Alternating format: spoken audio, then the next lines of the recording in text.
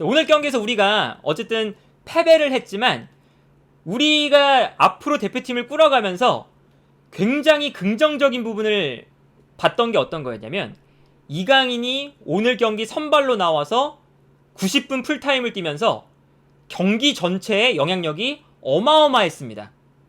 특히나 오늘 경기의 기록을 보면요, 어떤 기록이 있느냐, 볼을 경합한 상황 1위, 경기 전체에서 이강인이고요. 볼 경합 상황에서 승리한 횟수 11번, 경기 전체에서 가장 많은 볼 경합 상황에서 승리한 선수가 이강인입니다. 이것은 어떤 것을 의미하느냐, 이강인이 미친듯이 뛰어다니면서 상대를 압박하고 볼을 경합하는 상황을 많이 만들고요. 여기서 볼을 빼앗아오는, 상대방에게 지지 않고 볼을 가져오는 빈도가 경기 전체에서 가장 많았다는 거예요.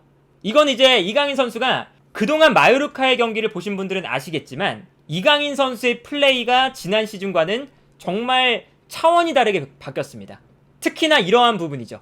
중원에서 정말 열심히 뛰어다니면서 중원 싸움에 도움을 주고 상대를 압박하고 압박을 해서 볼을 빼앗아오는 횟수가 정말 많아요. 그래서 마요르카에서도 똑같습니다. 마요르카에서도 볼 경합 상황이 가장 많은 선수가 이강인이고요.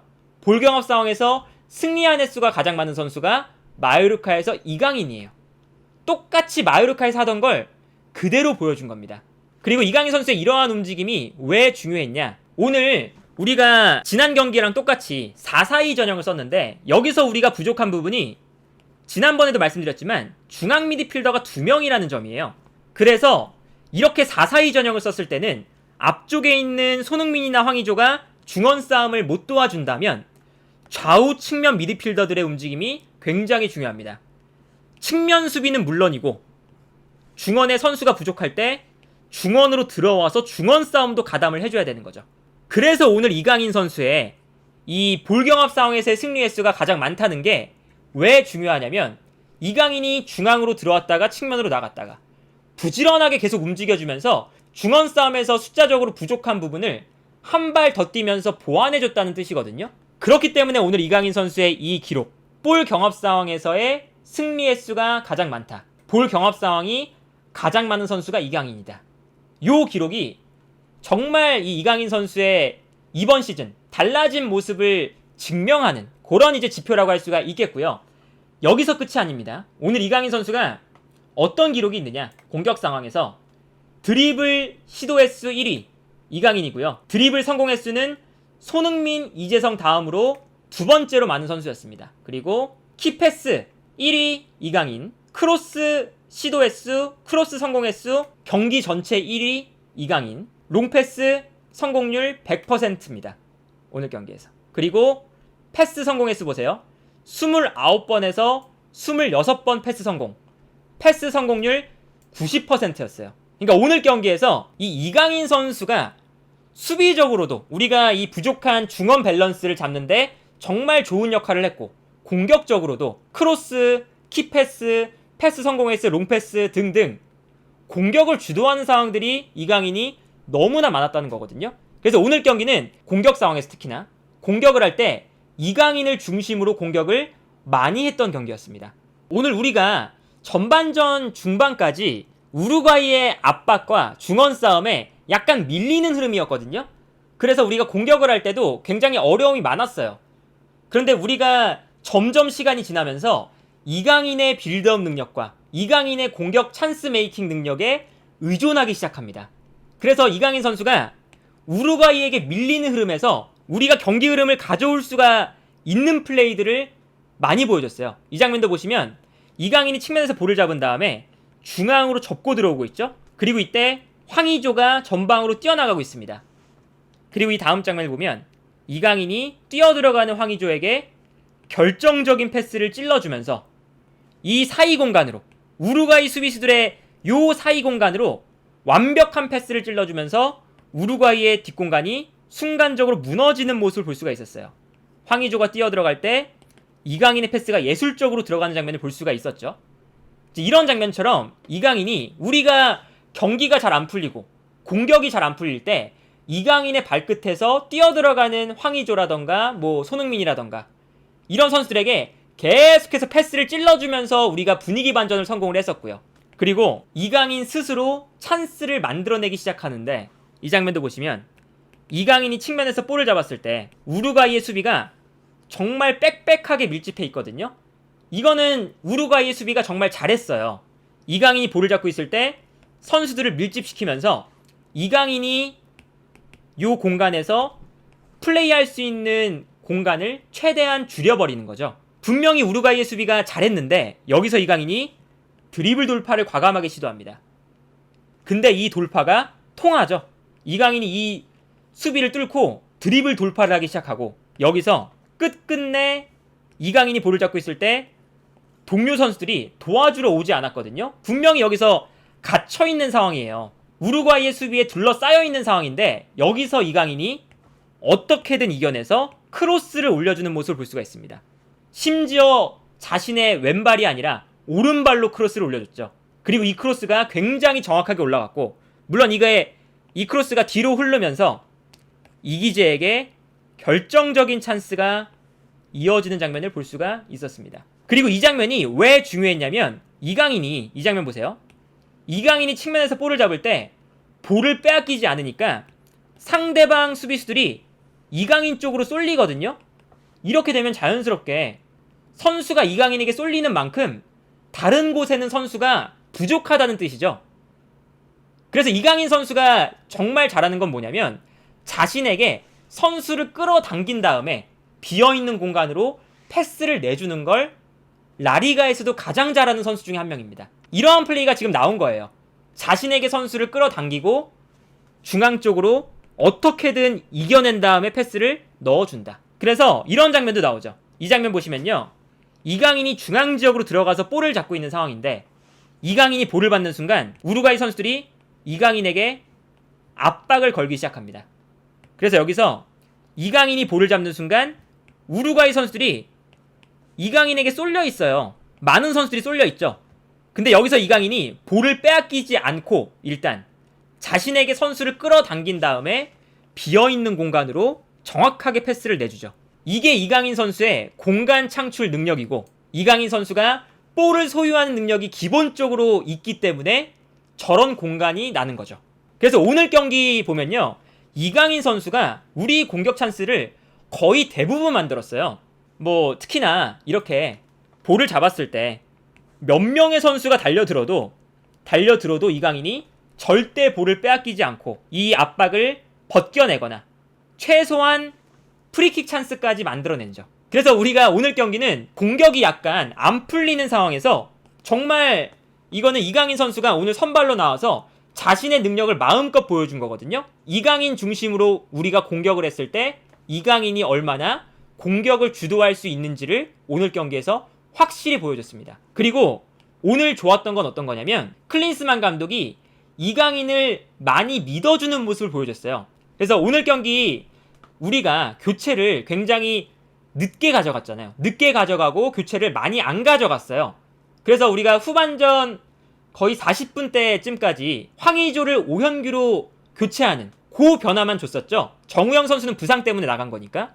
그래서 오늘 경기 이 전술을 보시면 후반전에 거의 변화를 안 주다가 황의조 대신에 오현규를 투입합니다.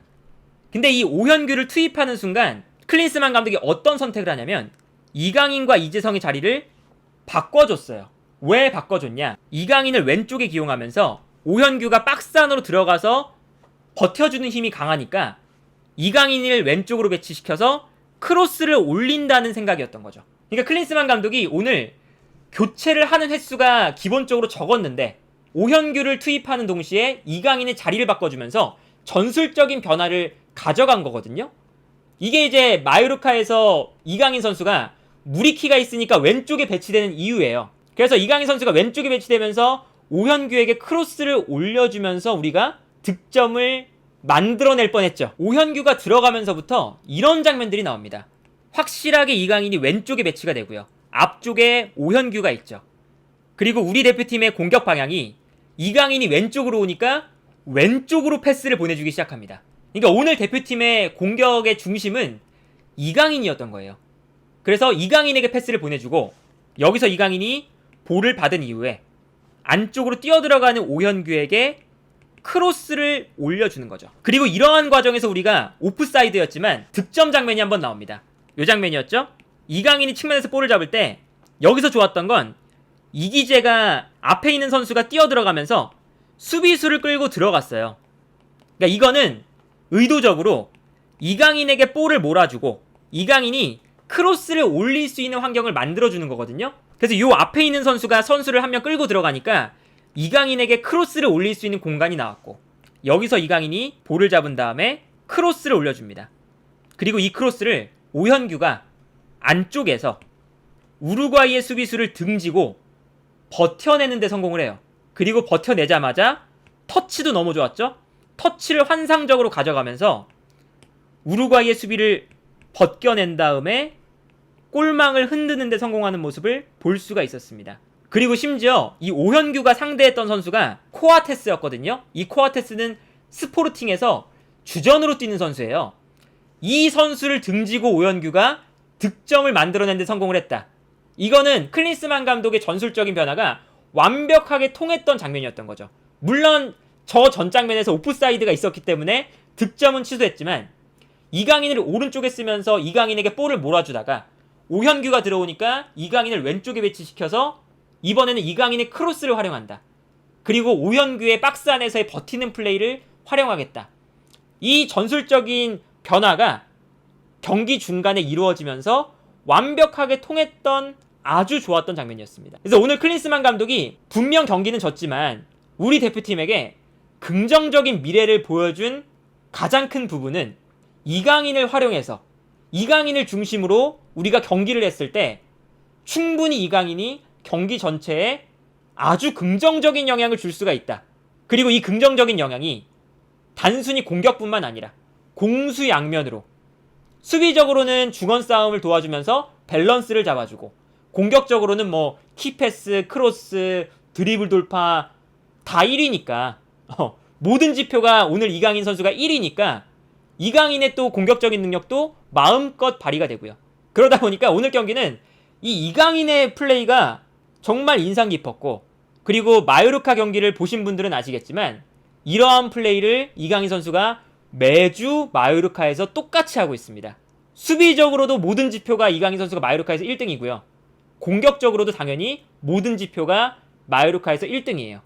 그래서 요런 이제 장면들 보면 확실히 이강인 선수의 폼이 이번 시즌 정말 많이 올라왔고 지난 시즌과 이번 시즌 이강인이 얼마나 달라졌는지를 오늘 경기에서 모든 사람들에게 보여줬던 경기가 아니었나 싶습니다. 다만 오늘 경기에서 아쉬웠던 건 여전히 우리가 그 콜롬비아전도 마찬가지고요. 그리고 우루과이전도 마찬가지고 중원 싸움의 약점이 좀 커요. 이 클린스만 감독이 두 경기 모두 4-4-2를 썼는데 4-4-2를 썼을 때 우리가 중원 싸움에서 계속 집니다. 당연하게도 4-4-2를 쓰게 되면 중앙 미드필더가 2명이기 때문에 황인범과 정우영 이 두 선수가 너무 넓은 공간을 커버할 때가 많아요.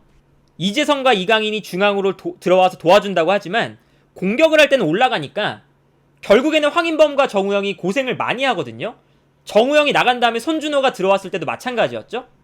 그래서 오늘 경기 보시면 이런 장면들이 나옵니다. 오늘 우루과이한테 졌던 이유가 바로 여기 있는데 우리가 아무래도 중앙에 2명의 미드필더만 쓰니까 세컨볼 싸움에 질 때가 많아요. 그래서 우루과이가 오늘 어떻게 했냐면 붙여주고 우리 수비가 걷어내건 경합 상황에서 볼이 흘러나오건 볼이 흘러나왔을 때 이 공간에서 우루과이의 미드필더들이 달려들면서 세컨볼을 가져왔죠.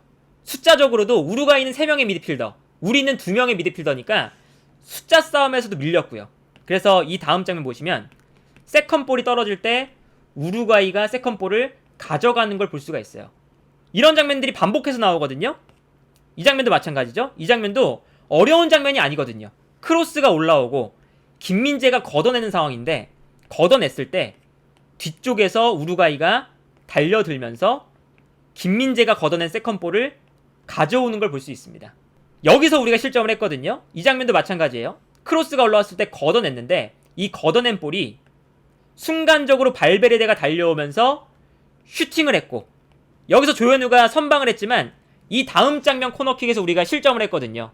그러니까 이런 것처럼 우리가 콜롬비아전과 우루과이전에서 분명히 좋은 경기력을 보여줬고 긍정적인 성과들도 많았지만, 그리고 클린스만 감독이 어쨌든 평가전이기 때문에, 그리고 첫 번째로 우리 대표팀을 보는 자리이기 때문에 엄청난 전술적인 컨셉이나 완성도를 볼 수는 없지만, 클린스만 감독이 4-4-1을 썼을 때 분명히 콜롬비아전, 우루과이전 동일한 문제, 중원 싸움에 대한 그런 문제가 분명히 발생했다는 점은 우리가 약간 아쉬운 점이 아닐까, 그런 생각이 좀 들고요. 그래서 오늘 경기도 우리가 충분히 잘했고, 뭐 클린스만 감독이 어쨌든 선임되는 과정에서 안 좋았던 부분들도 분명히 있었지만 첫 번째 단추는 잘 깨었다. 그래서 클린스만 감독이 어쨌든 승리는 못했습니다. 콜롬비아전 무승부, 우루과이전 패배를 했는데 긍정적인 부분들을 많이 보여줬던 평가전이 아니었나 라는 생각이 드네요.